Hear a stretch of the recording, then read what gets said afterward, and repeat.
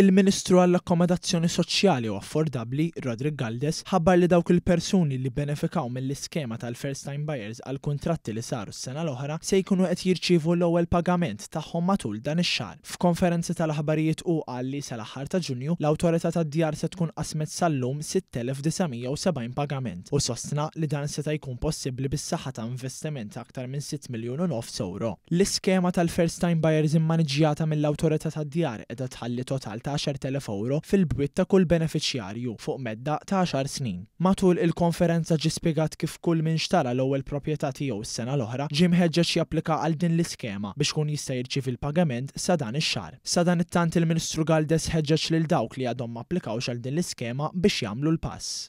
L-Awtorità Djar ser tagħti wkoll ċans l-aħħar ta' Lulju għal min għadu ma applikax għal min xtara l-proprjetà tiegħu fl-2024 għad fadlilhom fl-aħħar ftit ċans li japplikaw. Bekk aħna nkunu wettaqna il-weda solenni li ngħinu liż-żgħażagħ tagħna għal min qed jinvesti fl-ewwel proprjetà tiegħu. Il-Ministru Galdes ikkonkluda billi sostna li l-iskemi tal-Awtorità tad-Djar qed jgħinu persuni, inkluż bosta żgħażagħ, isiru sit ta' darhom u qed ikomplu jsaħħu l-purchasing power tal-familji Maltin u Għawċin. Dan anke jekk pajjiżna għandu waħda mill-ogħla rati ta' home ownership fl-Unjoni Ewropea kollha. Preżenti għall-konferenzi tal-aħbarijiet kien hemm ukoll il-Kap Eżekuttiv tal-Awtorità tad-Djar Matthew Zarafa li saq li l-Awtorità qed tkun ta' sapport tal-First Time Buyers mhux biss b'mod finanzjarju imma anke permezz tas-sit firsthome.mt li jservi bħala gwida għal dawk li jinvestu fl-ewwel dar tagħhom.